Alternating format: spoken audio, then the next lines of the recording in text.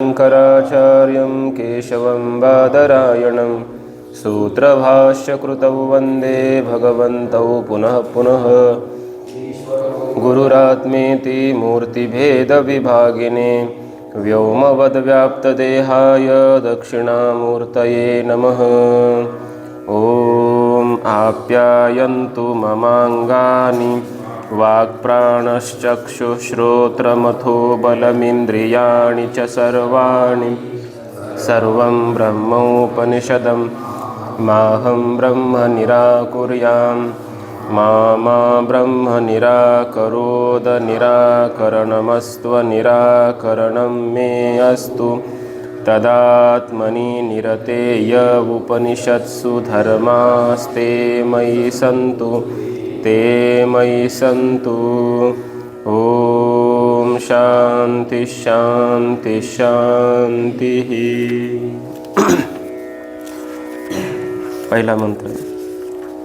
ॐ केनेषितं पतति प्रेषितं मनः केन प्राणः प्रथमः प्रैतियुक्तः केनेषितां वाचमिमां वदन्ति चक्षुश्रोत्रं कौ देवो युनक्ति केनेषितं पतति प्रेषितं मनः केन प्राणः प्रथमः प्रैतियुक्तः केनेषितां वाचमिमां वदन्ति चक्षुश्रोत्रं कौ देवो युनक्ति केनेषितं पतति प्रेषितं मनः केन प्राणः प्रथमः प्रैतियुक्तः केनेषितां वाचमिमां वदन्ति चक्षुश्रोत्रं कौ देवो युनक्ति।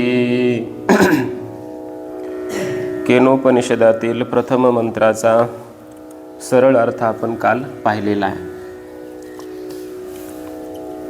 या पहिल्या मंत्राच्या पूर्वी भगवत पूज्यपाद आचार्यांनी संबंध भाष्य लिहिलेलं आहे, त्याचा विचार आपण काल केला। या उपनिषदाचा संबंध कर्माशी आहे की ब्रह्मविद्येशी आहे हा विषय आपण काल विस्ताराने पाहिला। कर्माचा अधिकारी वेगळा असतो, कर्माचं फल वेगळं असतं, कर्माचा संबंध वेगळा आहे। आणि या प्रकरणामध्ये जो विषय पुढे प्रतिपादित केला आहे गुरु शिष्य संवादाने, हा ब्रह्मविद्येचाच आहे। समसमुच्चय यांच्यामध्ये होऊ शकत नाही। त्यामुळे केवळ ब्रह्मविद्येच्या साधकाला, अर्थात जो इह परलोकातील विषयांपासून विरक्त झालेला आहे, ज्याला फक्त ब्रह्मजिज्ञासाच आहे, आत्मस्वरूपाचं ज्ञानच प्राप्त करून घ्यायचं आहे आणि मुक्त व्हायचं आहे, असा जो विरक्त पुरुष आहे, अधिकारी पुरुष आहे, ज्ञानाचा अधिकारी, त्याच्याकरिताच या उपनिषदामध्ये गुरुशिष्य संवादाने ब्रह्मविद्येचं निरूपण केलेलं आहे। असा विषय आपण काल अनेक प्रमाणांनी आचार्यांनी सिद्ध केलेला पाहिला। त्यानंतर पहिल्या मंत्राचा अर्थही पाहिला। या पहिल्या मंत्रामध्ये एक शिष्य आहे, कश्चित म्हणजे कोणी एखादा एक शिष्य, गुरुं ब्रह्मनिष्ठं विधिवत उपेत्य, शास्त्रात सांगितलेल्या विधीप्रमाणे तो ब्रह्मनिष्ठ, श्रोत्रिय, कृपाळू अशा श्रीगुरूंच्या जवळ गेला आणि प्रत्यगात्मविषयात अन्यत्र शरणम अपश्यन, प्रत्यगात्म्याला विषय करणाऱ्या ब्रह्मविद्येहून अन्यत्र मला आता कोणी दुसरं आश्रय नाही असं पाहणारा, असा निश्चय केलेला, अभयम नित्यम शिवम अचलम इच्छन पप्रच्छ, जे अभय तत्व आहे, नित्य आहे, शिव आहे, अचल आहे, अशा आत्मस्वरूपाला जाणण्याचीच इच्छा करणारा असा ब्रह्मजिज्ञासू पप्रच्छ श्रीगुरूंना असं विचारता झाला। इति कल्प्यते, असं आमच्याकडून एक कल्पना केली जात आहे, कारण पुढच्या शब्दावरून असं वाटतं की एक शिष्य गुरूंना असा प्रश्न विचारतोय। ओम केनेषितं पतति प्रेषितं मनः, तो शिष्य आपल्या गुरुजींना विचारतोय, मनः केन ईशितं प्रेषितं पतति, माझं हे जे मन आहे ते कोणाच्या इच्छेने प्रेरित होऊन आपल्या विषयाकडे जातं, मनाला चालना देणारा, प्रेरणा देणारा कोण आहे? केन प्राणः प्रथमः प्रैतियुक्तः, सर्व इंद्रियांमध्ये प्रथम असलेला, मुख्य असलेला हा जो प्राण आहे तो कोणाकडून प्रयुक्त होतो, प्रेरित होतो आणि मग तोही आपलं श्वासोच्छ्वास इत्यादी कार्य करीत राहतोय. केने शिताम वाचमिमाम वदंती, हे जे जीव बोलतात, वदंती केन इशिताम वाचम इमाम वाचम, कोणाकडून प्रेरित होऊन या वाणीला बोलतात, म्हणजे वाणी बोलतात. जीवांकडून, मनुष्यांकडून जे बोलणं होत आहे ते कोणाकडून प्रेरित होऊन होत आहे. चक्षुः श्रोत्रम कहवू देवहा योनक्ती, त्याचप्रमाणे चक्षु आणि श्रोत्र या इंद्रियांना सुद्धा कोण असा देव योनक्ती आपल्या विषयांकडे यांना प्रेरित करतो, नियोजित करतोय. रूपाकडे जाण्यासाठी चक्षुला प्रेरित करणारा कोण आहे, शब्दाकडे जाण्यासाठी श्रोत्राला प्रवृत्त करणारा कोण आहे. एकंदरीत पूर्ण प्रश्नाचा आशय विषय एवढाच आहे की या देहामध्ये असा कोण स्वामी आहे, या इंद्रियांचा, मनाचा, बुद्धीचा, प्राणाचा, या शरीराचा, की ज्याच्याद्वारा हे सगळे इंद्रिय प्रेरित होतात आणि आपल्या आपल्या विषयाकडे जातात. असा यांचा स्वामी, मालक, प्रभू कोण आहे असा प्रश्न विचारलेला आहे. हा आत्मस्वरूपाच्या संबंधीचा प्रश्न आहे. आता याच्यावर जगद्गुरू शंकराचार्यांनी जे भाष्य लिहिलं आहे ते अत्यंत गोड आहे. बघा, केन ईशितम केन कर्त्रा ईशितम इष्टम अभिप्रेतम सत् मनः पतति गच्छति स्वविषयं प्रति इति संबध्यते. कोणाकडून ईशित म्हणजे इच्छेने, म्हणजे केन कर्त्रा ईशितम, ईशितमचा अर्थ केला इष्टम, इष्टमचा अर्थ केला अभिप्रेतम. कोणाकडून इष्ट होऊन, कोणत्या कर्त्याकडून अभिप्रेत होऊन, मनः पतति मन आपल्या विषयाकडे जातं, स्वविषयं प्रति गच्छति इति संबध्यते असा अन्वय करावा लागतो. आचार्य म्हणतात असा कोण करता आहे यांचा स्वामी, मालक, की या मनाला आपल्या सहज इच्छेनेच प्रेरित करतो, आपल्या विषयाकडे पाठवतो या मनाला. असा कोण आहे? ईशेः आभीक्ष्ण्यार्थस्य गत्यर्थस्य च इह असंभवात् इच्छार्थस्य एव एतद्रूपम इति गम्यते. आचार्याने थोडासा व्याकरणाचा विषय सांगितला आहे की या ठिकाणी ईशित असं जे रूप आहे ना ते ईश धातूचं आहे. ईश इच्छती धातू आहे. त्या धातूचे 3 अर्थ होत असतात. काय काय अर्थ होतात? एक आभीक्ष्ण्य म्हणजे पुन्हा पुन्हा होणे, याला आभीक्ष्ण्य अर्थ म्हणायचं. दुसरा अर्थ आहे गती आणि तिसरा अर्थ आहे इच्छा. असे ईश धातूचे 3 अर्थ आहेत. त्यापैकी इथं कोणता घ्यायचा?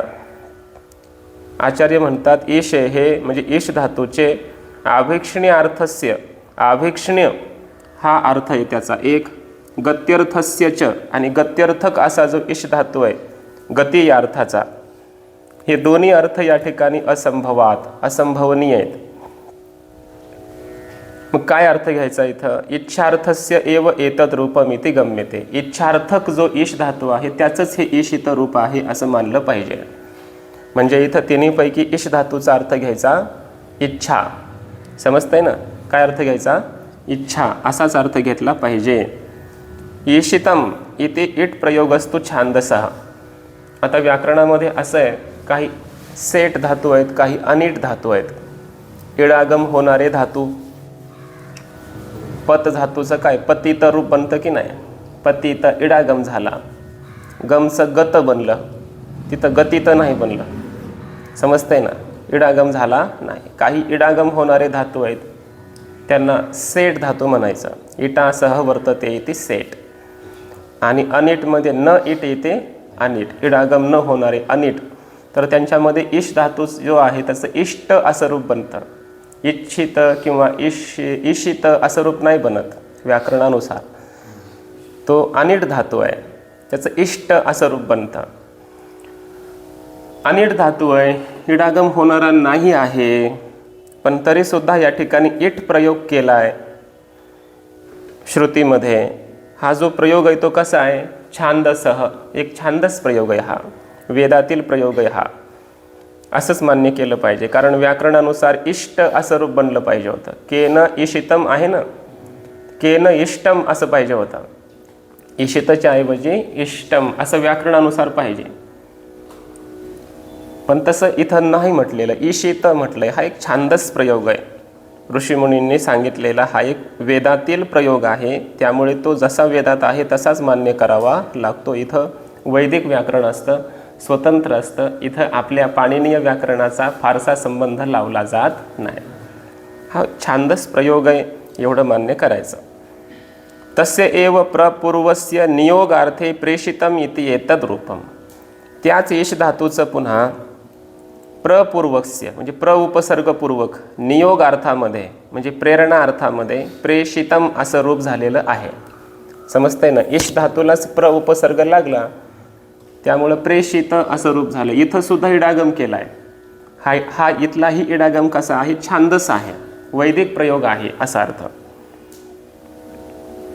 तत्र प्रेषितम इत्येव उक्ते प्रेषयितृ प्रेषण विशेष विषयाकांक्षा स्यात् केन प्रेषयितृ विशेषेण कीदृशम वा प्रेषणम इति.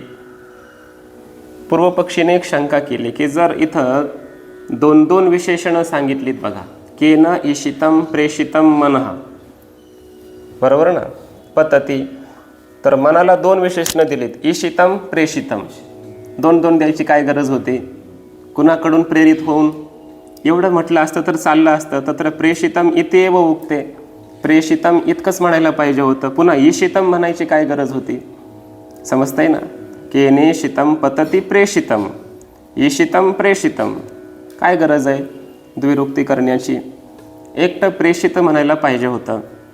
असंच जर म्हटलं असतं तर मग उत्तर देत आहेत प्रेषयितृ म्हणजे प्रेरित करणारा जो आहे ना, त्याच्या संबंधाने आकांक्षा झाली असते की तो प्रेषण कसं करतो, तो प्रेरणा कशी करतो, कोणत्या संबंधाने करतो, कशा प्रकारची प्रेरणा करतो, असा आकांक्षा झाली असते. जर ईशितम असं म्हटलं नसतं आणि केवळ प्रेषितम असंच म्हटलं असतं तर दोन आकांक्षा झाल्या असत्या.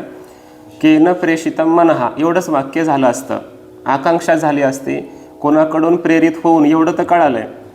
पण केन शब्दाने प्रेषयिता कोण आहे ही आकांक्षा, ही तर मुळातच आहे. कोणाच्या द्वाराही प्रेरित होत आहेत ही तर काय इच्छा आहेच आहे पहिलीच. पण तो जे प्रेरणा करतो, जो कोणी प्रेरणा करणार आहे तो कशा प्रकारचं प्रेरणा करतो? म्हणजे काय एखाद्याला मारून प्रेरणा देतो, बरोबर ना? एखाद्या गाईला किंवा पशुला आपण काय करतो? दंड दाखवून, घाबरवून त्यांना प्रेरित करतो आपण एखाद्या कामामध्ये वगैरे, बैलाला वगैरे. लहान मुलांना भीती दाखवून किंवा समजावून सांगून म्हणजे वाणीने बोलून वेगवेगळ्या पद्धतीने प्रेरित करणं असतं ना. प्रेरणा करणं काय थोडं एकाच प्रकार थोडं आहे. कधी कधी इच्छा प्रकट करणं हे सुद्धा प्रेरणाच आहे. माझ्याकडून मला अशी इच्छा आहे वा असं म्हटलं की पुढचा व्यक्ती ठीक आहे मग मी करतो आहे, प्रेरित होतो.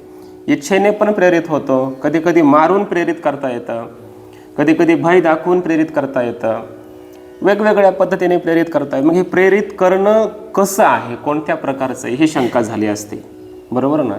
समजतंय ना? केन प्रेषयितृ विशेषेन, कोणत्या त्या प्रेषयित्याच्या म्हणजे प्रेरकाच्या द्वारा, कीदृशम वा प्रेषणम त्यानं कसं प्रेषण केलं, कशी प्रेरणा दिली या इंद्रियांना, या मनाला, अशी आकांक्षा झाली असती. ती आता होत नाही. ईशितम इति तो विशेषणे सती तद उभयम निवर्तते. ईशितम असं विशेषण दिलं असल्यामुळे आता या दोन्ही आकांक्षा निवृत्त होत असतात. कसे इच्छा मात्रेन प्रेषितम इत्यर्थ विशेष निर्धारणात. कारण ईशितम असं म्हटलं, केवळ प्रेषितम म्हटलं असतं तर मग तो प्रेरयिता कशी प्रेरणा करतो त्या प्रकारासंबंधी काय झाले असते? आकांक्षा. पण ईशितम म्हटलं की न ईशितम, आता ती आकांक्षा होत नाही. कारण ईशितमचा अर्थ होतो इच्छित होऊन, अर्थात तो इच्छेनेच प्रेरित करतोय हे निश्चित झालं ना. प्रेरित करणारा कोणीतरी आहे, तो प्रेरित करतोय, प्रेषितमचा अर्थ झाला. आणि ईशितमचा अर्थ काय होतो? इच्छेने प्रेरित करतो, अर्थात आतमध्ये कोणीतरी असा यांचा मनाचा वगैरे स्वामी आहे की तो आपल्या फक्त इच्छेनेच यांना प्रेरित करतोय. यांना काय भीती दाखवत नाही, यांना काहीतरी दंड वगैरे देत नाही, काही नियम सांगत नाही, काही नाही, पण त्याची फक्त इच्छा आहे आणि त्याच्या इच्छेनेच तो प्रेरित करतोय असा अर्थ सहज निष्पन्न व्हायला लागलाय.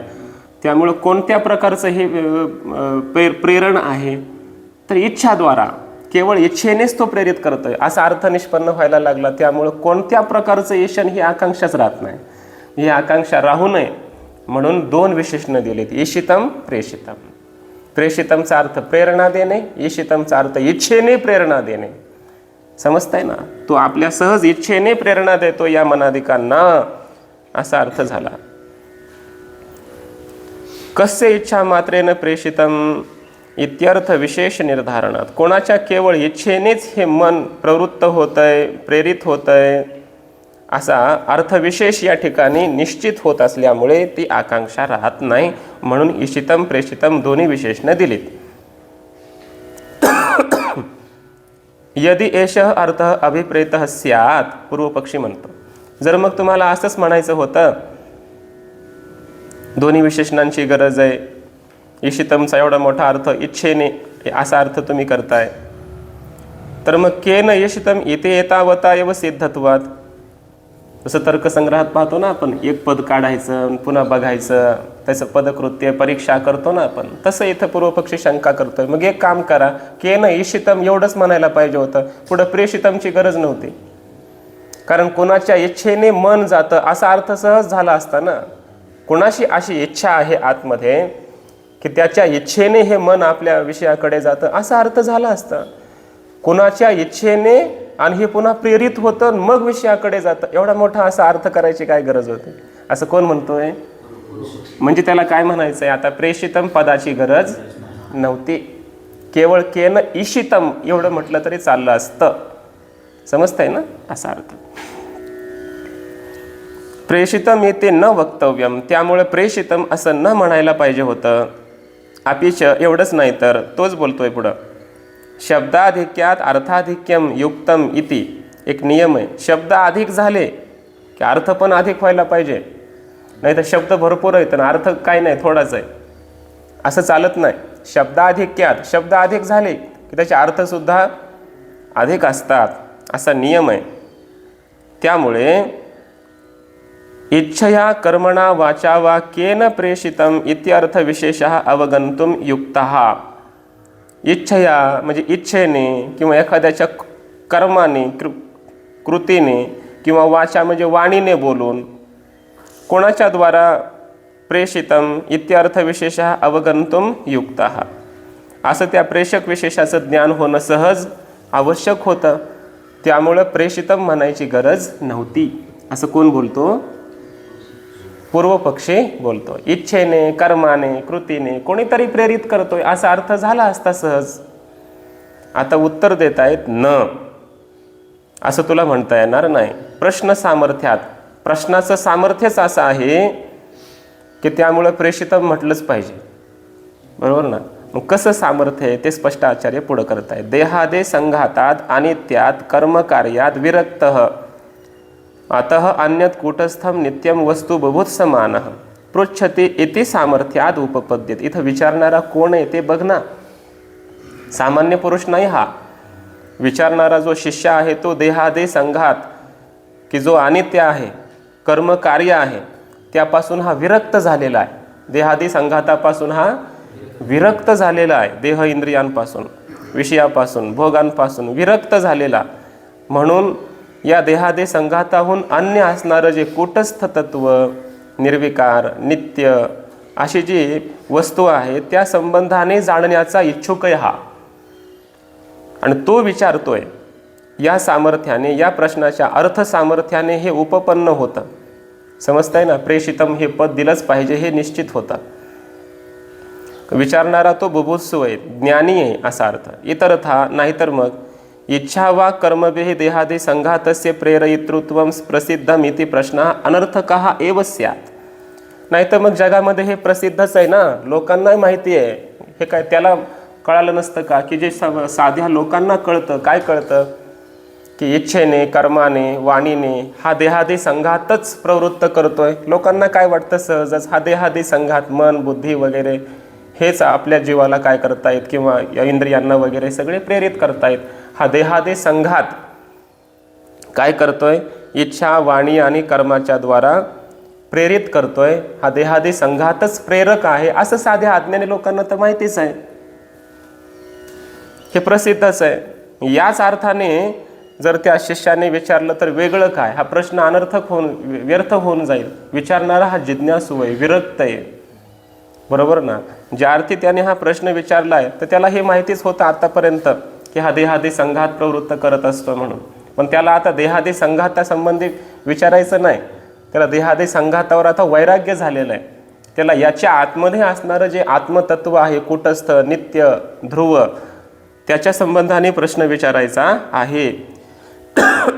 याचा अर्थ कोणीतरी मध्ये एक आत्मदेव आहे की तो काय करतोय, प्रेरित करतोय, या संबंधाने तो प्रश्न विचारतोय.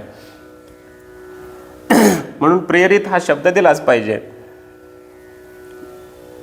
आणखी बघा पुढे, एवमपि प्रेषित शब्दस्य अर्थः न प्रदर्शितः एव.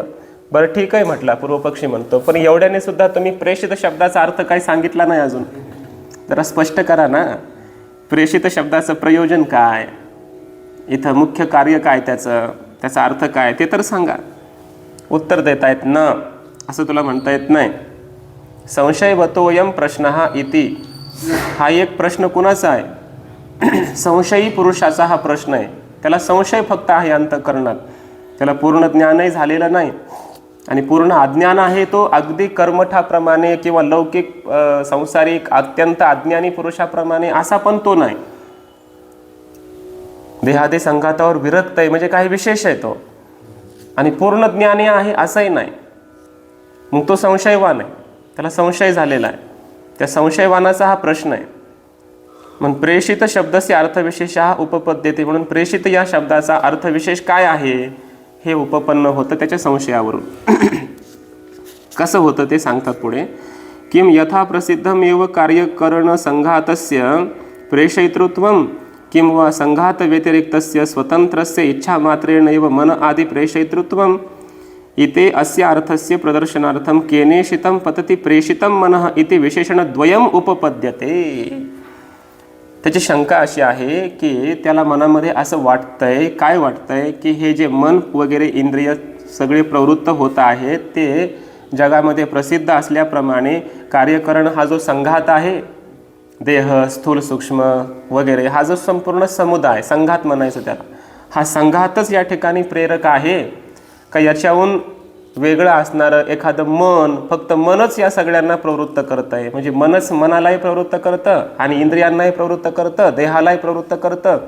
हे प्रेरक मनच आहे का हा संपूर्ण देहादी संघात आहे का आणखी दुसरंच कोणीतरी आतमध्ये आहे की तो प्रेरित करतोय सर्वांना, अशा प्रकारचा त्याचा काय आहे, संशय आहे. आणि या अर्थाच्या प्रदर्शनासाठी म्हणून श्रुतिमाता केन ईशितम म्हणजे कोणाच्या इच्छेने युक्त होऊन आणि प्रेषितम मनः प्रेरित होऊन पुन्हा हे मन प्रवृत्त होतं, अशा प्रकारची ही दोन्ही मनाची विशेषणं या ठिकाणी सिद्ध होतात, उपपन्न आहेत. अशा प्रकारे उत्तर दिलं. कसं उत्तर दिलं समजलं ना. केन ईशितम इच्छा मात्राने आणि प्रेषितम शब्दाचा अर्थ प्रेषितम शब्दाने शंका फक्त व्यक्त केलेली आहे, बरोबर ना. इच्छेने प्रवृत्त होतोय हे त्याला निश्चित माहिती आहे. कोणाच्या तरी इच्छेने हे प्रवृत्त होत आहेत इंद्रियादी हे त्याला नक्की माहिती आहे. इथं संशय नाही. संशय इथं आहे की प्रेषितम प्रेरणा देणारा कोण, कोणाकडून ही प्रेरित होत आहेत, तो प्रेरक कोण आहे. प्रेरकासंबंधीचा संशय सिद्ध करण्यासाठी प्रेषितम पद आलंय. म्हणजे मनच या सगळ्यांना प्रवृत्त करणारं आहे, प्रेरक आहे का हा संपूर्ण देहादी संघात प्रेरक आहे का याच्यामध्ये असणारा आत्मा प्रेरक आहे, नेमका प्रेरक कोण, अशा प्रकारचा संशय व्यक्त करायचा आहे. त्यासाठी प्रेषितम पद दिलंय. समजलं ना असा अर्थ. आणि ईशितम पद का दिलं, तो प्रेरक कशा प्रकारची प्रवृत्ती करतो, कोणत्या पद्धतीने प्रेरणा देतो, या संशयाची निवृत्ती करण्यासाठी ईशितम पद आहे. म्हणजे इच्छेनेच प्रवृत्ती करतोय, तो करवितोय. समजतंय ना. ही दोन्ही विशेषणं का दिलेत त्याचे कारण सांगितलेत इथपर्यंत. आता पुढे बघा. निवृत्ती विषये स्यात्, तर हे सर काय राहिलंय का मध्ये, हा मध्ये राहिलं. ननु स्वतंत्र मनः स्वविषये स्वयं पतति इति प्रसिद्धम तत्र कथम प्रश्नः उपपद्यते इति. पूर्वपक्षी म्हणतो अहो, हे स्वतंत्र मनच आपल्या विषयाकडे प्रवृत्त होतं, स्वतःहून प्रवृत्त होतं आपल्या विषयाकडे. हे प्रसिद्ध आहे जगामध्ये. काय प्रश्न विचारायची गरज आहे मग, कोण प्रवृत्त करतं म्हणून? समजतंय ना? पुढं आनंदानं आहे का असं, म्हणजे फ्रेश होऊन. जग जाहीर आहे, मनच प्रवृत्त करत आहे ना सगळ्यांना, इंद्रियांना. आणि मन स्वतःलाच प्रवृत्त करत आहे. मनच आपल्या विषयाकडे पण जातं, मनच इंद्रियांना पण त्यांच्या विषयाकडे पाठवतं. हे प्रेरक कोण आहे? मनच आहे. आपण म्हणतो ना, माझ्या मनात आलं म्हणून मी हे केलं. म्हणजे प्रेरणा कोणी दिली? मनाने दिली. म्हणजे मनाचंच प्रेरयितृत्व म्हणजे प्रेरकत्व, मनच प्रेरणा देणारं आहे हे जगात सगळ्यांनाच माहिती आहे. कशाला विनाकारण हा प्रश्न शिष्याने गुरूंना विचारायचा की कोण प्रेरणा देतं या सगळ्यांना म्हणून? समजतंय ना? असा प्रश्न विचारला. उत्तर देत आहेत, उच्यते यदि जर स्वतंत्र मनः प्रवृत्ती निवृत्ती विषये स्यात्, म्हणजे कारणम स्यात्. जर स्वतंत्र मनच प्रवृत्ती निवृत्ती करण्याविषयी जर कारण असतं, प्रेरक असतं, तर मग सर्वस्य अनिष्ट चिंतनम न स्यात्. कोणालाही या जगामध्ये अनिष्ट चिंतन होऊ नये. वाईट गोष्टीचं चिंतन किंवा ज्याची इच्छा नाही त्याचं चिंतन कोणीही करू नये. मग पण करतात की नाही? अनर्थांच जानन संकल्पयती. आचार्य म्हणतात अनर्थ होतोय मला आता पुढे हे जाणून सुद्धा त्याच गोष्टी संबंधाने संकल्प विकल्प हे मन करीत राहतं. समजतंय ना? अभ्यग्र दुःखेच कार्ये वार्यमाणमपि प्रवर्तते एव मनः. समोर एखादा आता मला मोठं दुःख संकट प्राप्त होणार आहे हे जाणून सुद्धा, बरं माहिती आहे, आणि एखाद्यानं निवारण केलं त्याचं, त्याला वारलं, नको बाबा पुढं जाऊ नको, पुढं दुःख आहे, धोक्याची जागा आहे, पुढं तुला दुःख मिळेल असं सांगितल्यानंतर सुद्धा प्रवर्तते एव मनः, मन प्रवृत्त होतच. याचा अर्थ त्याला कोणीतरी प्रवृत्त करणारं आहे हे मानलंच पाहिजे. समजतंय का? असा अर्थ.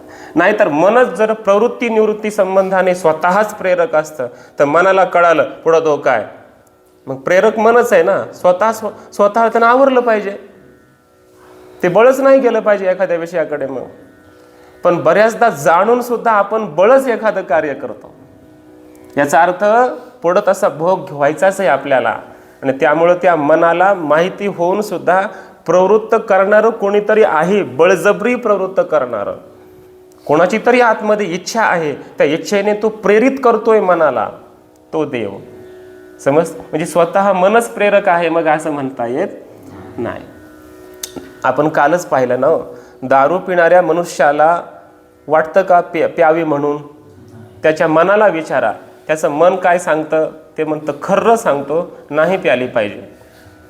त्याचं मन सांगतं की नाही? त्याचं स्वतःचं मन सांगतं हे वाईट आहे, हे नाही पिलं पाहिजे. ते काय म्हणतो का आपल्या मुलांना, अरे जरा चांगलं असतं हे कब्बर पिझ्झा सकाळी सकाळी? आपल्या मुलांना तो काय प्यायला शिकवतो का? तंबाखू खाणारा माणूस आपल्या लेकरांना तंबाखू खाऊ देत नाही. व्यसन कुठलं करू नको म्हणतो. हा काय म्हटले? जानामी धर्मम नचमे प्रवृत्ती ही. हा श्लोकही आहे ना, आपण नेहमी पाहतो. तो दुर्योधन म्हणतो भगवान कृष्णाला, जानामी धर्मम नचमे प्रवृत्ती. धर्म जाणतो मी, म्हणजे मनाला धर्म माहिती आहे पण तिकडे प्रवृत्ती होत नाही. जानामी अधर्मम, अधर्मही जाणतो पण नचमे निवृत्ती, हे माझी निवृत्ती होत नाही अधर्मापासून, मी अधर्माकडेच जात राहतो. असं का घडतं? केनापि देवेन हृदय स्थितेन यथा नियुक्तोस्मी तथा करोमी. कोणीतरी एक हृदयामध्ये देव आहे की तो देव मला नियुक्त करतोय. बघा, या शिष्याला माहिती नाही, ते माहिती त्याला, दुर्योधनाला. त्याला निश्चित याला संशय आहे, देहादी संघात प्रेरक आहे का मन प्रेरक आहे का कोण आहे, ह्याला संशय आहे. पण त्याला पक्क माहिती आहे की तो ईश्वर आहे, तो परमात्मा आहे आणि तोच प्रेरक आहे. पण तरी सुद्धा एवढं सगळं माहिती असून तो अधर्मच करतो की नाही? कुळाचा नाश झाला इथपर्यंत अधर्मच केला की नाही? याचा अर्थ त्यांच्या मनाला प्रवृत्त करणारा खरंच कोणीतरी होता ना. मग त्याचं म्हणणं काय चुकीचं नव्हतंच, बरोबर ना? कोणीतरी प्रेरक आहे, मनाचाही प्रेरक आहे. मन स्वतः प्रेरक नाही, मनाचाही कोणीतरी मालक आहे, प्रेरक आहे, की त्याच्या इच्छेने मग हे मन प्रेरणा करतं, आपलं काम करत राहतं, जाणं येणं करतं. माहीत असून नसून उपयोग नाही मनाला, बरोबर ना? जसा स्वामी असतो, नोकराला म्हणतो जा असं असं काम करू नये. आता नोकराचं काम आहे जाणं. तर नोकराला माहीत आहे हे काम मी केलं तर चुकीचं आहे, हे चूक आहे, माझं हे करणं मी चुकीचं आहे, पण मालकाची आज्ञा आहे म्हणून त्याला जावं लागतं. तसं हे मन जणू काही एखाद्या सेवकाप्रमाणे आतमधील त्या स्वामीकडून प्रेरित होऊन त्याची आज्ञा घेऊन माहिती असूनही ते त्या दुःखामध्ये चुकीमध्ये प्रवृत्त होतच राहतं. याचा अर्थ स्वतः मनच प्रेरक आहे असं म्हणता येत नाही. तस्माद युक्तः एव केनेशितम इत्यादी प्रश्न हा. म्हणून हा साधकाचा प्रश्न योग्यच आहे की कोण या मनालाही प्रवृत्त करतं. केन प्राणः युक्तः नियुक्तः प्रेरितः सन प्रैति गच्छति स्वव्यापारम प्रति. आता पुढचं आहे केन प्राण आहे ना, त्याचा अर्थ सांगतायत आचार्य. कोणाकडून हा प्राण सुद्धा युक्त होतो, नियुक्त होतो म्हणजे प्रेरित होतो, आणि मग प्रैती म्हणजे जातं, गच्छती कुठं, स्वव्यापारम प्रति, श्वासोच्छ्वासादी आपलं कार्य, हे शरीर जिवंत ठेवण्याचं कार्य हे हा प्राण करीत राहतो. कोणाकडून प्रेरित होतो? प्रथम इथे प्राणविशेषणम स्यात्. प्रथम हे प्राणाचं काय आहे? विशेषण आहे. केन प्राणः प्रथमः. प्रथमः हे काय आहे? विशेषण आहे प्राणाचं. तत्पूर्वकत्वा सर्वेंद्रिय प्रवृत्तीनाम. सर्व इंद्रियांच्या प्रवृत्ती तत्पूर्वक होतात म्हणजे प्राणपूर्वकच होतात. अगोदर प्राणाची क्रिया सुरूच आहे ना, श्वासोच्छ्वास सुरूच आहे. मग इंद्रिय आपलं नेत्रेंद्रिय बाहेर गेलं रूपाकडे, श्रवणेंद्रिय शब्दाकडे, त्वगेंद्रिय स्पर्शाकडे, घ्राणेंद्रिय गंधाकडे, पण हा श्वासोच्छ्वास कायम सुरूच आहे ना. मग सर्व इंद्रियांच्या प्रवृत्तीच्या अगोदर याची प्रवृत्ती सुरू आहे. कोणाची? प्राणाची. म्हणून त्याला प्रथम म्हटलंय. प्रथम सगळ्यांच्या अगोदर हा आहे. केन इशिताम वाचम इमाम शब्दलक्षणाम वदंती लौकिकाः. त्याचप्रमाणे पुढं म्हटलंय कोणाकडून इशित होऊन, कोणाच्या इच्छेने प्रेरित होऊन, लौकिकाः हे लौकिक लोक, जगातील संपूर्ण लोक, इमाम वाचम शब्दलक्षणाम वदंती, शब्दलक्षण शब्दस्वरूप या वाणीला बोलतात. कोणाकडून प्रेरित होऊन? तथा त्याचप्रमाणे चक्षुः श्रोत्रमच, हा हे चक्षुरेंद्रिय आणि श्रवणेंद्रिय स्वे स्वे विषये आपापल्या विषयामध्ये कहवो देवः देवतवान देवः युनक्ते नियुक्ते प्रेरयते. कोण असा देव यांना नियोजित करतो, प्रयुक्त करतो, प्रेरित करतो चक्षुला रूपाकडे जाण्यामध्ये. समजतंय ना? श्रवणेंद्रियाला शब्द विषयाचं ग्रहण करण्यामध्ये कोण देव यांना प्रेरित करतोय? अशा प्रकारचा पहिला प्रश्न इथपर्यंत झाला. याचा अर्थ समजला सर्वांना? पुढं चालायचं. एवं पृष्ठवते योग्याय आह गुरुः. अशा विचारणाऱ्या योग्य अशा शिष्याला श्री गुरु बोलतात, शृणु ऐक, यत्त्वं पृच्छसी, जे तो विचारतोस ते ऐक. काय विचारलंय त्यानं? प्रेरक देव कोण? मन आदि कर्ण जातस्य को देवः.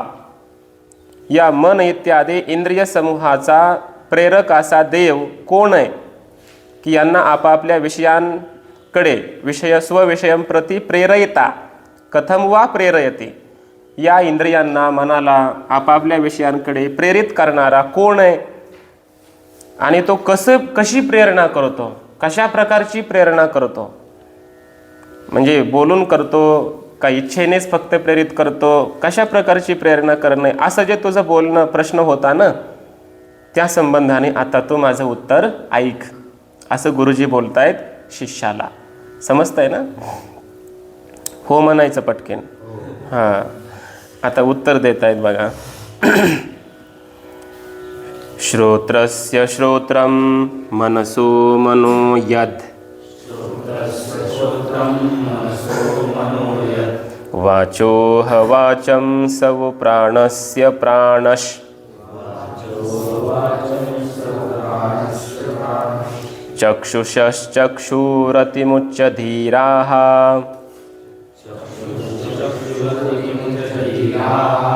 प्रेत्यास्माल्लोकादमृता भवन्ति.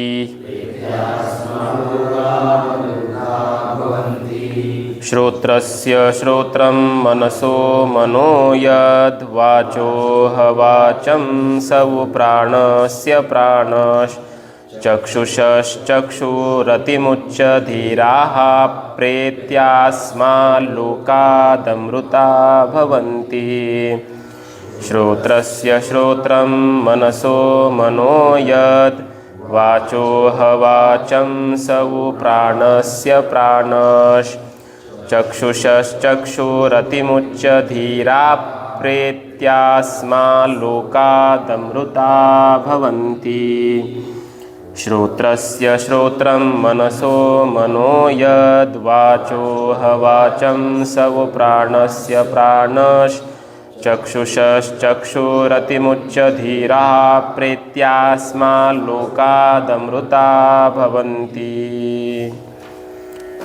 तर हे मंत्र घोकायचे, घरी गेल्यावर पाठ करायचे, त्याची पारायण सुरू ठेवायचे। आता मागचं उपनिषद जे झालं ना त्याचं रोज पारायण करायचे, 2-3 पारायण करायचे। प्रत्येक मंत्र महत्त्वाचा आहे, त्याच्यातले पाठ करायचे आहेतच किती 17 काहीतरी मंत्र होते ना, 18 मंत्र आहेत ईशावास्य उपनिषद। ह्याच्यामध्ये 34 का 35 काहीतरी मंत्र आहेत, फक्त 32 ना, एवढे मंत्र आहेत, थोडेच आहेत ना। त्यामुळे हे पाठ करण्यासारखे मंत्र आहेत, एक एक मंत्र खूप खूप महत्त्वाचा आणि गोड आहे, याची संहिता बसून जाते आणि रोज याचं पारायण करायचं। बघा उत्तर देतायत गुरुजी, श्रोत्रस्य श्रोत्रम मनसः मनः यद वाचः ह वाचं सह उ प्राणस्य प्राणः चक्षुषः चक्षुः अतिमुच्च धीराः प्रेत्य अस्मात् लोकात् अमृताः भवन्ति। हा पदच्छेद झाला। आता अन्वय आणि अर्थ। यत् श्रोत्रस्य श्रोत्रम मनसः मनः वाचः ह वाचं सह प्राणस्य प्राणः चक्षुषः चक्षुः। इथं कंसात खाली अशी रेघ वडून ज्ञात इति ज्ञात्वा असं करायचं, पुढे आचार्यांनी सांगितलं आहे, असं जाणून अध्याहार करायचा। इथं अतिमुच्च धीराः अतिमुच्च अस्मात् लोकात् प्रेत्य अमृताः भवन्ति। हा अन्वय झाला।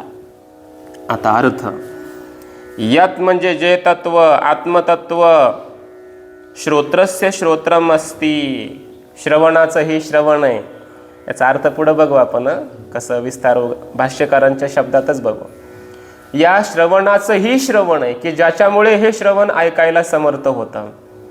हे श्रवणेंद्रिय शब्द विषयाला ग्रहण करायला ज्याच्यामुळे प्रवृत्त होतं, समर्थ होतं, शक्ती संपन्न होतं, ते कोण आहे? या श्रवणेंद्रियाचंही श्रवणेंद्रिय आहे, कानाचंही कान आहे, ते जीवाचा जीव म्हणतो ना, जीवेची या जीवा, तो भाव आहे इथं, बरोबर ना। हे कानाचंही ते कान आहे, मनसः मनः मनाचंही मन आहे, म्हणजे मनाला शक्ती देणारं ते मनाचं सुद्धा मन आहे। वाचः वाचं वाणीचीही ते वाणी आहे, सव प्राणस्य प्राणः प्राणाचंही ते प्राण आहे, चक्षुषः चक्षुः या चक्षुचाही तो कोण आहे? चक्षु आहे। असं जाणून धीराः धैर्यवान साधक, बरोबर ना, ब्रह्मविद्येचे अधिकारी, उत्तम अधिकारी असे साधक, मन इंद्रियांना आपल्या ताब्यात ठेवणारे असे धीर, धीमंत, बुद्धिमान असे साधक। अतिमुच्च, अतिमुच्च म्हणजे या संसारापासून मुक्त होऊन, अतिमुच्च अस्मात् लोकात प्रेत्य, या लोकापासून, हा जो जीवलोक आहे, मनुष्य लोक, यापासून प्रेत्य, या प्रेत्य शब्दाचे आचार्यांनी 2 अर्थ केलेत। प्रेत्य म्हणजे ऐषणात्रय संन्यासम कृत्वा, 3ही प्रकारच्या ऐषणांचा, इच्छांचा संन्यास घेऊन, म्हणजे सोडून, त्यांना इच्छा त्याग करून, वासनाचा त्याग करून, असा एक अर्थ केला प्रेत्य। कारण प्रेत्य म्हणजे मरून असा अर्थ होतो। सर्व इच्छा सोडणं म्हणजे एक प्रकारे मरणच आहे ना, कारण तो त्याला जगातलं काही नाहीच पाहिजे, त्याच्यासाठी हे जग मेलच ना, आणि त्याच्यासाठी तो जगातून गेलाच ना, म्हणून असोनी नसने जनी आम्हा, त्याचाही हा भाव आहे। प्रेत्य अस्मात् लोकात, या जगामधून ते मरूनच गेलेत खऱ्या अर्थानं, आपुले मरण पाहिले म्या डोळा।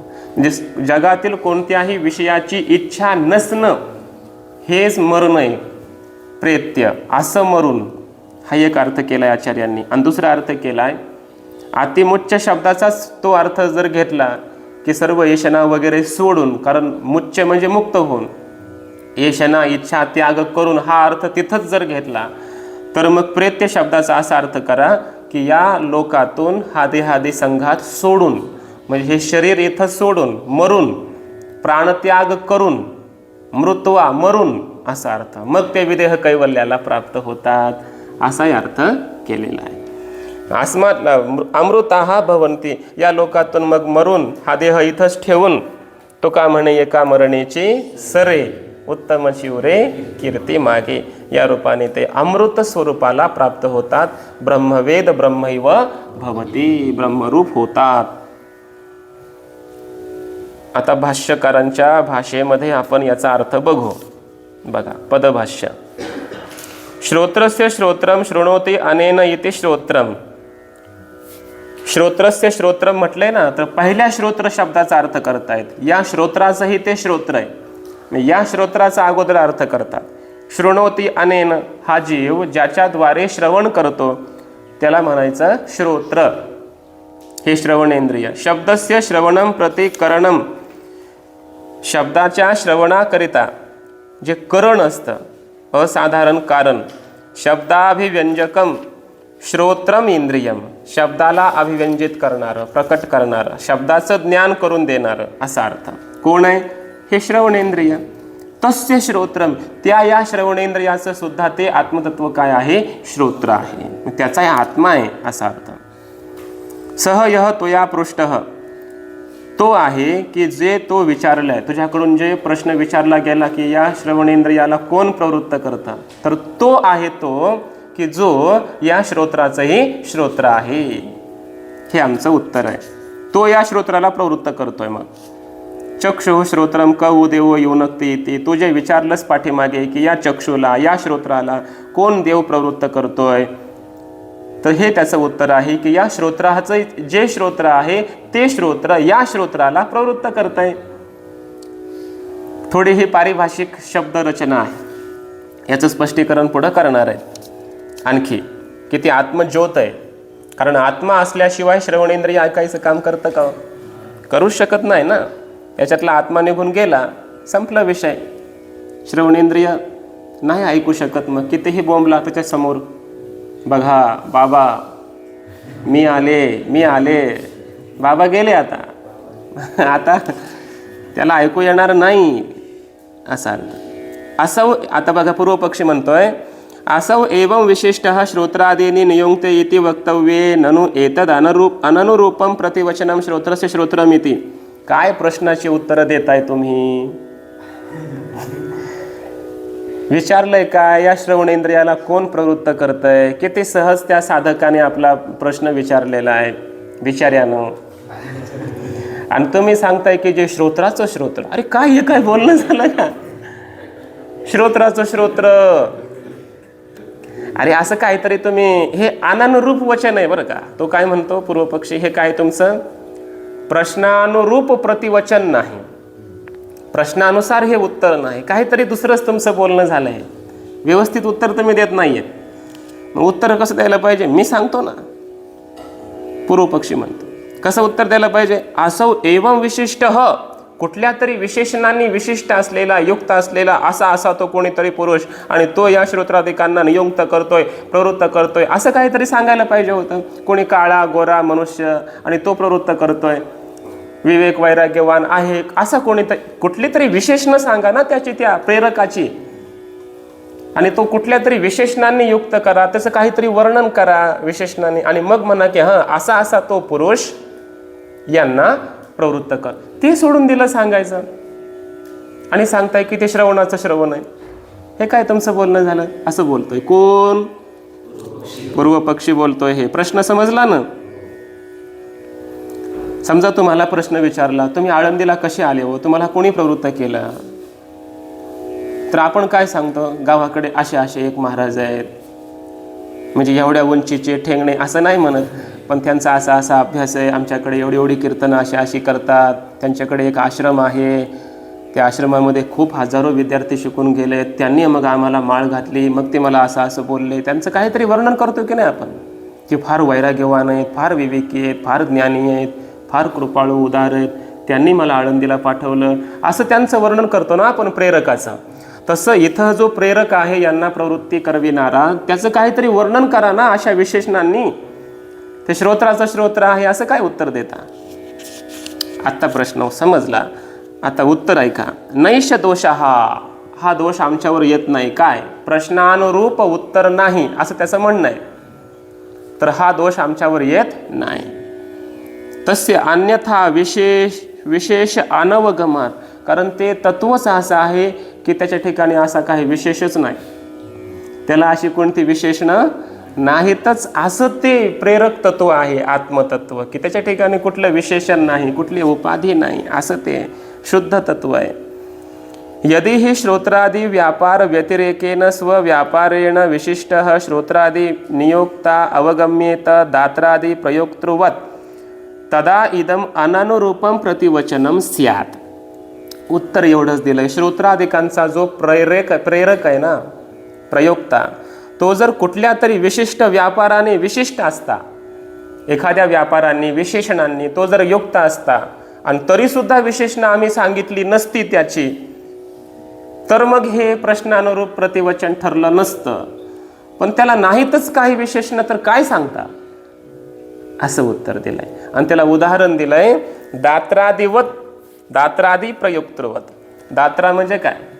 हातामध्ये विळा किंवा ते काय म्हणतो आपण त्याला, गवत कापण्यासाठी किंवा कोयतं म्हणा, शेतकरी किंवा तो मजूर हातामध्ये घेऊन काम करतो ना, मग तो हातामध्ये घेतो तोय ते अगोदर विळा, ते अवजार जे काय असेल ते हातात घेतो आणि मग ऊस तोडायला लागतो किंवा गवत कापायला लागतो. मग म्हणतो हां आता मी गवत कापतो असं म्हणतो.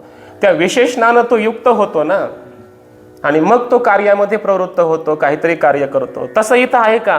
काही हातामध्ये काहीतरी घेतो तो चाबूक वगैरे आत्मा आणि मग प्रवृत्त करतोय का मनाला? असं काही नाही ना. समजतंय ना?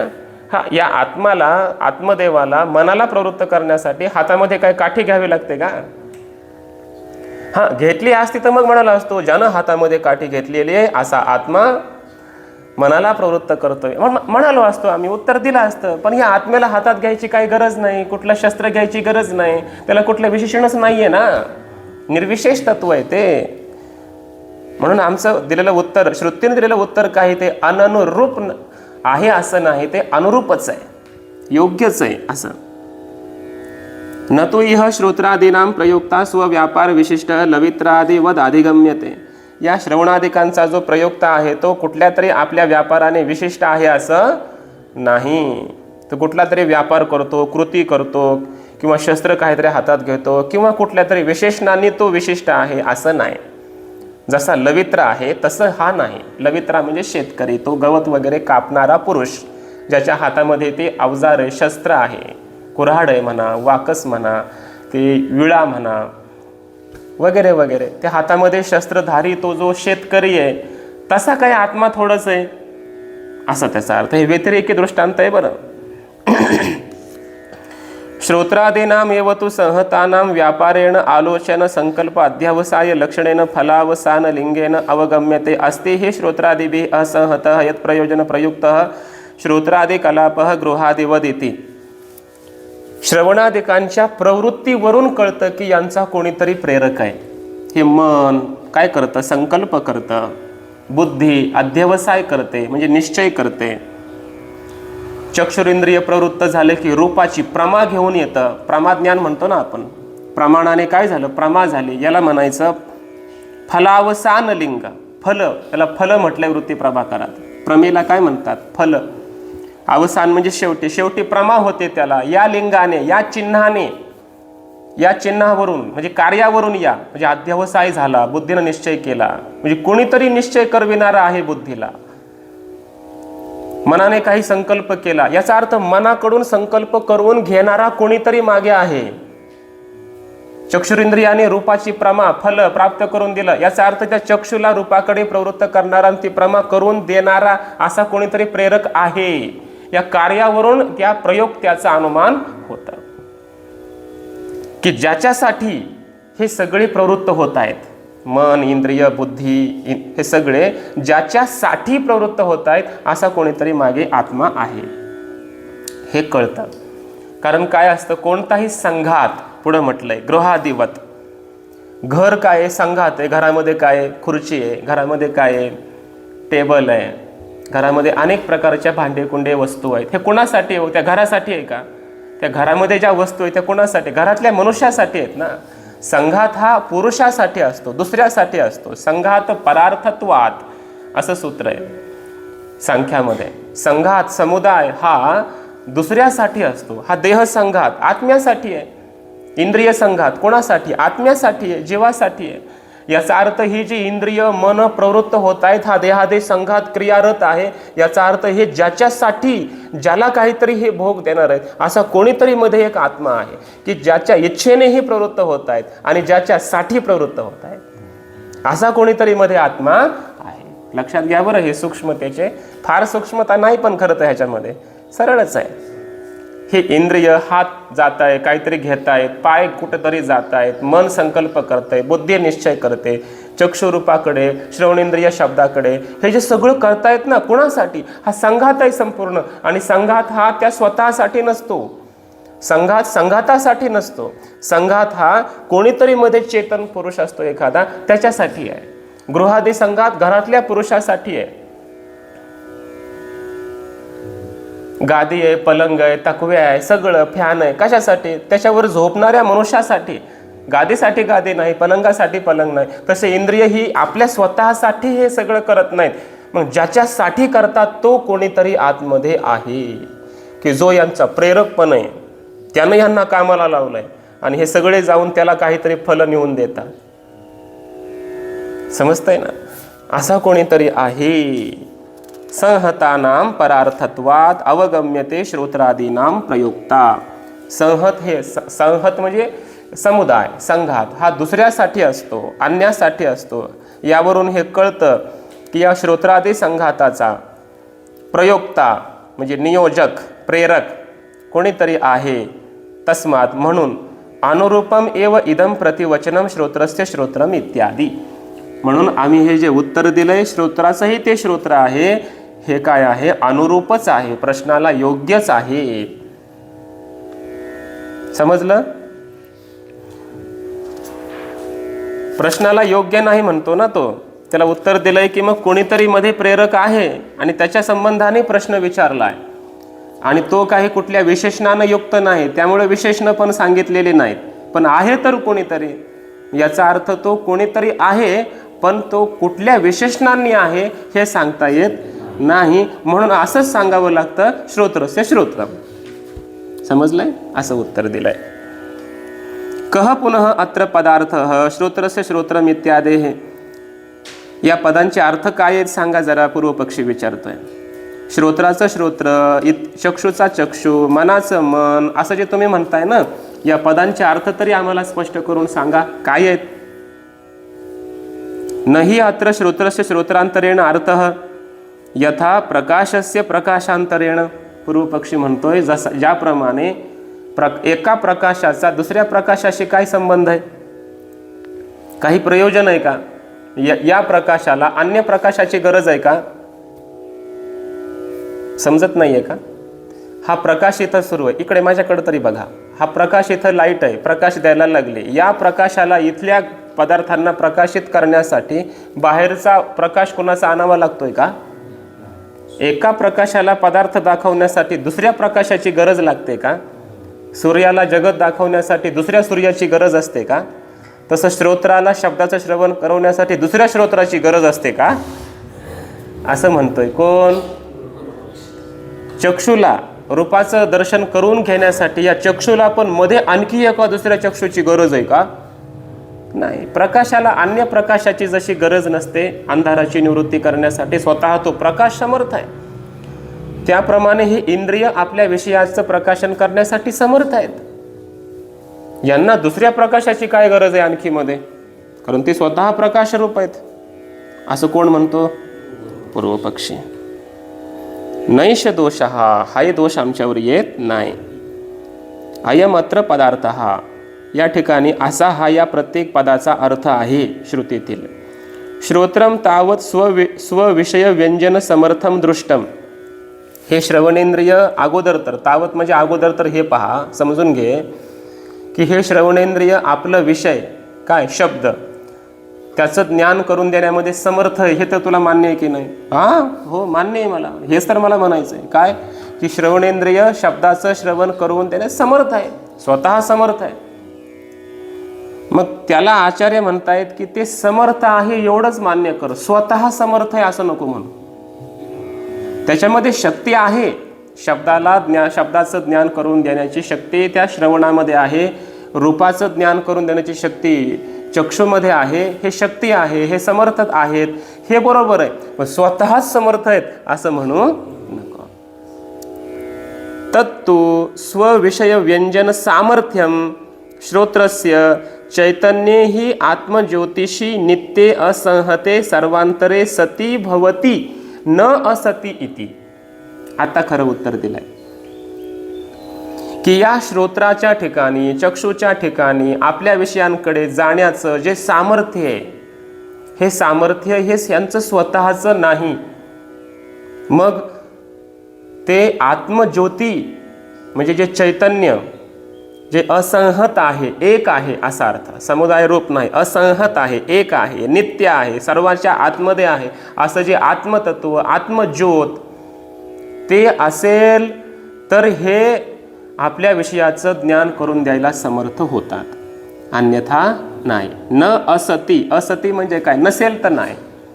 आत्मज्योतीचा अभाव झाला म्हणजे जीव गेला समजा निघून, तर हे इंद्रिय काही करू शकतात का? काही करू शकत नाहीत. आत्मज्योत असेल तर ही इंद्रिय कार्य करतात. याचा अर्थ यांनाही प्रकाश देणारी आत्मज्योत आहे.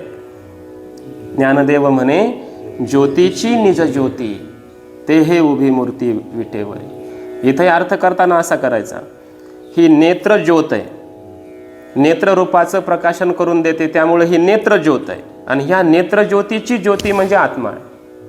समजते ना? चक्षुषश चक्षु हो, या श्रुतीचे अर्थ आहेत ते.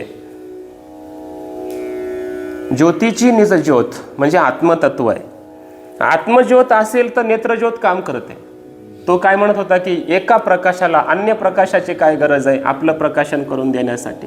आता ह्या लाईटच्या खाली एक बरोबर काय ठेवलंय, पुस्तक ठेवलंय, त्या पुस्तकातले अक्षर दिसण्यासाठी हे लाईट म्हणते का त्या लाईटला जरा प्रकाश दे बरं, इकडं थोडं पार्सल कर, झाला मदत कर मला, काही गरज आहे का, असं तो पूर्वपक्षी म्हणत होता. पण हा भौतिक प्रकाश आहे भाऊ, त्याला समजावून सांगताय. हा काय आहे, अंतरीचे धावे धरिताही परी आवरेना, असं होतच असतं. झालंही पाहिजे.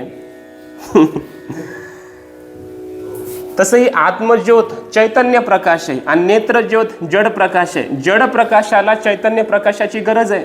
चैतन्य प्रकाशच गेला तर जड प्रकाश काही कार्य करू शकत नाही. म्हणून आत्मज्योत असेल तर ही इंद्रिय कार्य करतात. म्हणून ही जी आत्मज्योत आहे ना, तीच श्रोत्राचं श्रोत्र आहे, मनाचं मन आहे, चक्षुचा चक्षु आहे, प्राणाचं प्राण आहे, असं आमचं म्हणणं आहे. आत्मज्योत असा अर्थ. आता श्रोत्रस्य श्रोत्रम इत्यादी उपपद्यते, म्हणून आमचं म्हणणं योग्यच आहे की ते तत्व श्रोत्राचंही श्रोत्र आहे. बरोबर ना? तथाच श्रुत्यंतराणी, आणि अशाच अर्थाच्या अन्यही काही श्रुती आहेत, ती प्रमाण म्हणून या ठिकाणी आचार्य देत आहेत. आत्मना एव अयम ज्योतिषा आस्ते. बृहदारण्यकामध्ये 4, 3, 6 श्रुतीचा नंबर आहे. त्याचा अर्थ असा आहे, आत्मना ज्योतिषा अयम आस्ते. हे जे आहे ते आत्मतत्व काय आहे, आपल्याच प्रकाशाने प्रकाशित आहे. आत्मना एव ज्योतिषा, आपल्याच प्रकाशाने हे आत्मतत्व प्रकाशित आहे, याला अन्य प्रकाशाची गरज नाही. उलट तस्य भाषा सर्वमिदं विभाती. कठोपनिषद, श्वेताश्वेतर उपनिषद आणि मुंडक उपनिषदामध्ये ही श्रुती आलेली आहे तस्य भासा, त्या परमात्म्याच्या प्रकाशाने सर्वमिदम, हे संपूर्ण विश्व किंवा इंद्रिय वगैरे मन बुद्धी हे सर्व विभाती, प्रकाशित होतात. येन सूर्यस्तपती तेजसा इद्ध. अरे एवढंच नाही तर ज्या आत्मतत्वाच्या प्रकाशाने युक्त होऊन हा सूर्य सुद्धा तपतोय, जगाला प्रकाश देतोय इत्यादीनी. आणि गीता पण आहेच पुन्हा आमची, यदादित्यगतं तेजो जगद भासयते खिलम. यद आदित्यगतम तेजः, जे या आदित्यामध्ये सूर्यामध्ये तेज आहे ते आत्मतत्व आहे. आणि मग हा सूर्य काय करतो, या जगताला प्रकाशित करतो. हां काय, किम ज्योतिस्तव भानुमान हनिमे आहे, किम ज्योती आहे, बघू आपण ती जमलं तर उद्या व्यवस्थित बघू. किम ज्योती ही, ती ज्योती कोण आहे, प्रकाश कोण आहे. गुरुजी शिष्याला विचारतात, मग शिष्य सांगतो दिवसा तर सूर्य आहे. मग गुरुजी म्हणतात रात्री दिवा वगैरे, चंद्र नसेल तर दिवा वगैरे, ते नसेल तर मग नेत्र काम करत नसेल तर तिथं मन आहे. मनाच्या प्रकाशाने मी मग कोणाला तरी बोलेल किंवा काही विचारेल, हे करेल, मन आहे. किंवा माझी वाणी आहे, हे प्रकाश आहेत त्या ठिकाणी, म्हणजे इंद्रिय मन बुद्धी हे प्रकाश आहे. आणि तेही नसतील तर मग तो म्हणतो मला पुढचं माहिती नाही. आणि मग गुरुजी सांगतात की या प्रकाशालाही, म्हणजे मन बुद्धी इंद्रिय या प्रकाशालाही प्रकाशित करणारी तुझा आत्माच आहे ना, आत्मज्योतच आहे ना, असा अर्थ. आत्म्याच्या प्रकाशाने हे सगळे प्रकाशित होतात. क्षेत्रम क्षेत्री तथा कृत्स्नम प्रकाशयते भारत. क्षेत्री म्हणजे हा क्षेत्रज्ञ, क्षेत्रामध्ये राहणारा आत्मा. कृत्स्नम क्षेत्रम प्रकाशयते, संपूर्ण या क्षेत्राला, शरीराला, जगाला काय करतो, प्रकाशित करतो. म्हणजे संपूर्ण या इदम शरीरम कौंतेय क्षेत्रमित्याभिधीयते, या क्षेत्राला, म्हणजे क्षेत्रामध्ये अंतर्गत कोण आहे, सगळी इंद्रिय येतात, मन बुद्धी येतात, यांनाही प्रकाशित करणारा कोण आहे, क्षेत्री म्हणजे आत्मा, असं गीतेतही म्हटलंय. याचा अर्थ आत्मज्योत जी आहे ती मनाचं मन, श्रोत्राचं श्रोत्र, आणि ती आत्मज्योतच या सर्व इंद्रियांना वगैरे प्रकाशित करते, असं उत्तर दिलंय.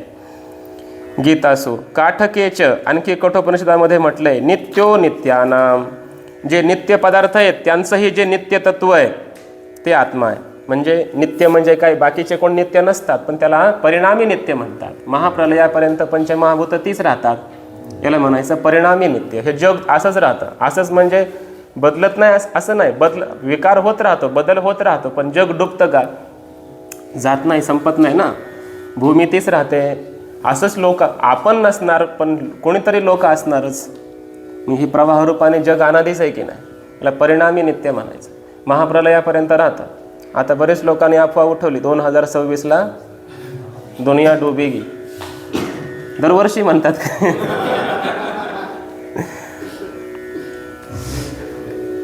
आताशी तर कलयुग सुरू झालंय, 5000 वर्ष झालेत, अजून किती 4,32,000 वर्ष, बरोबर ना, एवढे जायचे. 4,27,000 अजून शिल्लक आहेत. कसा काळ येईल अवघड आहे. आत्ताच कसा आहे बघू वाटत नाही. कसे महाराज होतील पण आता.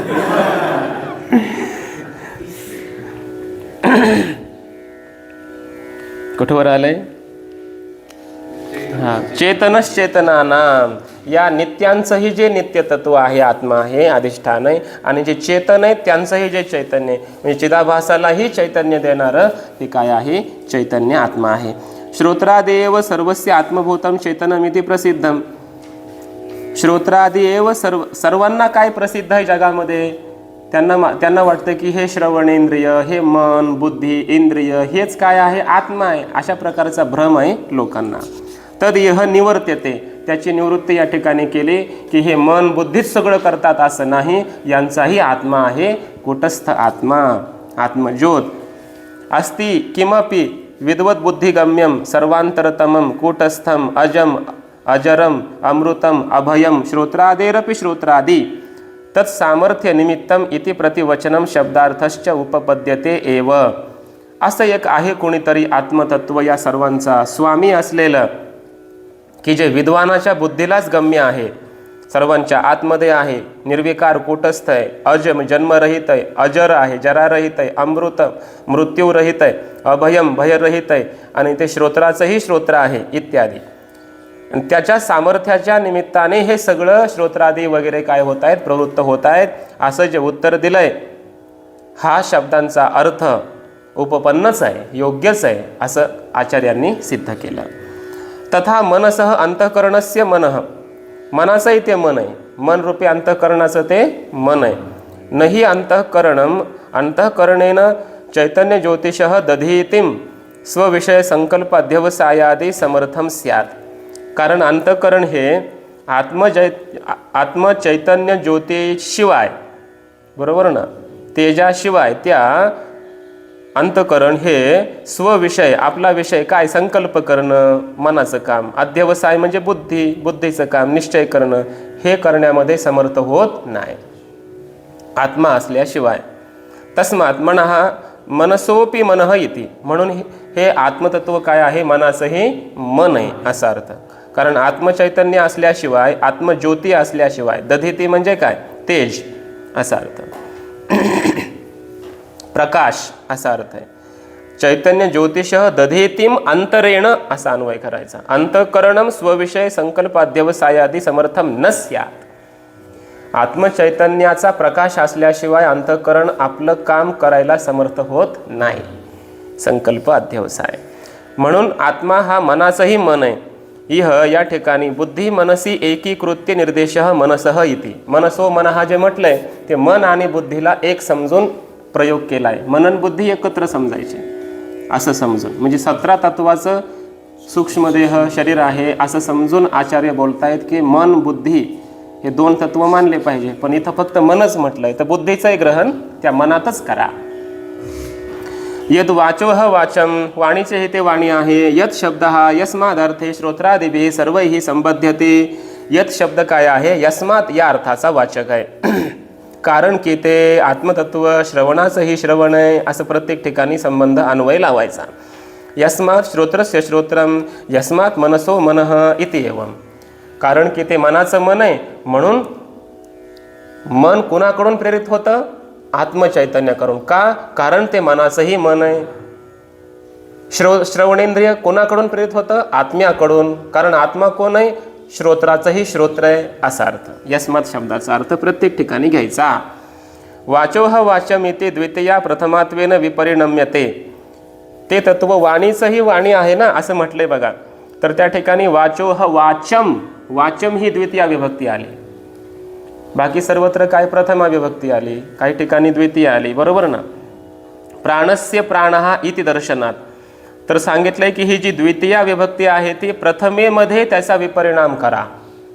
वाचोह वाक असं म्हणायला पाहिजे होतं श्रुतीने, पण तसं न म्हणता वाचोह वाचम असं म्हटलंय. वाचम द्वितीया आली, वाक वाचव वाचह, वाचम वाचव वाचह असा चालतो हा शब्द. तर वाचम द्वितीया विभक्ती एकवचन आहे आणि वाक हे काय प्रथमेचं एकवचन. मग ते आत्मतत्व कोण आहे, कोण असा प्रेरक आहे, असा कवू देव हा योनक्ती असा प्रश्न आहे ना. कह हे प्रथमा एकवचन आहे, तर उत्तर देताना सुद्धा प्रथमेचे एकवचनच आले पाहिजे. कह देव आत्मदेव असं उत्तर येतं का, आत्मदेवम असं उत्तर देता येत नाही, द्वितीया करता येत नाही. पण द्वितीया आली इथं श्रुतीमध्ये, वाचोह वाचम या ठिकाणी. मग वाचम ही जी द्वितीया आहे तिचा अर्थ प्रथमेत घ्या असं आचार्य सांगतायत. समजतंय ना. मग असं का करावं बरं, कारण पुढं म्हटलंय प्राणस्य प्राणः, तिथं प्रथम आली ना. याचा अर्थ वाचोह वाक असं म्हणायला पाहिजे मागं. वाचोह वाचम जरी असलं तरी द्वितीयेचा विपरिणाम प्रथमेत करा असा अर्थ समजून घ्या. करायचं नाही, श्रुतीत बदल नाही करायचा आपण. तिथं तसं हे चुकीचं आहे म्हणून लिहून घ्यायचं वाचोह वाक असं नाही, फक्त समजून घ्यायचं, अर्थ प्रथमेत घ्यायचा. आता पूर्वपक्षी काय म्हणतो माहिती आहे का, वाचोह वाचमित काय, हां बरोबर, वाचोह वाचमिति एतदनुरोधेन प्राणस्य प्राणम इति कस्मात् द्वितीया एव न क्रियते. पूर्वपक्षी उलट करतो. पूर्वपक्षी त्यालाच म्हणतात जो सिद्धांताच्या उलट चालतो. तो म्हणतो की तुम्ही काय म्हणता, पुढं प्राणस्य प्राणः म्हटलंय, प्रथमा एकवचन आलंय, तर पाठीमागे पण वाचोह वाचम द्वितीयच्या ठिकाणी प्रथमा करा किंवा जाणा असं जे म्हणताय ना, त्याच्या उलट असं करा की ज्या अर्थी मागे वाचोह वाचम म्हटलंय तर पुढे प्राणस्य प्राणम म्हणायला पाहिजे. प्राणस्य प्राण समजताय ना, असं करायला काय अडचण आहे असं म्हणतो कोण, पूर्वपक्षी. काही पोरं असेच उलटच चालतात. काही कर म्हटलं की ते करणारच नाही, करू नको म्हटलं की केल्याशिवाय राहणारच नाही, त्यालाच म्हणतात विद्यार्थी. तर आचार्यांनी उत्तर दिलंय बघा, न तुला असं म्हणता येणार नाही, तुझे हे म्हणणे बरोबर नाही. बहुनाम अनुरोधस्य युक्तत्वात, कारण काय असतं, मोठ्यांचं ऐकावं लागतं, अनेक जणांचं ऐकावं लागतं. अनुरोध करणं म्हणजे काय, स्वीकार करणं. मोठ्यांचा स्वीकार, अनेकांचा स्वीकार, बहुमताचा स्वीकार करावा लागतो. मोठ्यांचा अनुरोधाने चालावं लागतं असा अर्थ. आणि इथं काय आहे म्हटले, वाचम इति अस्य वाग इति एतावद वक्तव्यम स वो प्राणस्य प्राणः इति विशब्दद्वय अनुरोधेन एवं ही बहुनाम अनुरोधः युक्तः कृतः स्यात्. अनेकांचा अनुरोध केला पाहिजे, मान्यता स्वीकारली पाहिजे असा अर्थ.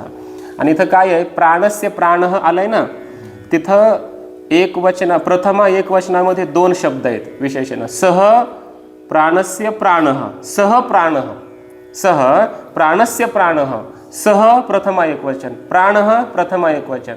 मग तिथं पुन्हा अजून सहला पण द्वितीयत घ्यायचं का असा प्रश्न उत्पन्न होईल ना. वाचोह वाचम करताना फक्त तिथं वाचम एकच आहे बरोबर, आणि त्याला आम्ही प्रथमेत घ्या असं म्हणतोय. आणि तो म्हणतोस की इकडं प्राणस्य प्राणः, इथं प्राणहला प्रथमेत न ठेवता द्वितीयत घ्या असं जे तुझं उलट म्हणणं आहे, तसं करता येत नाही का. तिथं दोन दोन करावं लागतील, मग दोन गौरव पण दोष येईल, दोन ठिकाणी काम करावं लागेल. काय, सह प्राणः असं आलंय, सव प्राणस्य प्राणः असं आलंय ना, मग सह ही पण प्रथमेचं एक वचन आहे, प्राणः प्रथमेचं एक वचन आहे, मग तिथं सह पण द्वितीयत घ्यावं लागेल. सह तवते तम तवता, तिथं सहच्या ठिकाणी तम करावं लागेल आणि पुन्हा प्राणहच्या ठिकाणी प्राणम करावं लागेल. तम प्राणस्य प्राणम म्हणजे दोन ठिकाणी विभक्ती विपरिणाम करावा लागेल. मग त्यापेक्षा बरं आहे ना पहिलंच, वाचोह वाचम एकाच ठिकाणी फक्त करायचं आहे. म्हणजे जे जास्त बहु असतात, अनेक असतात, त्यांचा अनुरोध करावा लागतो, त्यांना मानावं लागतं, स्वीकारावं लागतं असा अर्थ आहे. समजतंय ना. म्हणून प्राणहच्या ठिकाणी प्राणम करण्याऐवजी वाचमच्या ठिकाणी वाक करणं हे जे आमचं म्हणणं आहे तेच बरोबर आहे.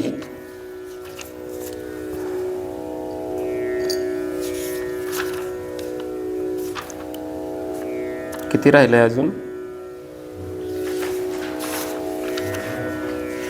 घ्यायचं का वाचून पटपट, एवढं संपवायचा मंत्र.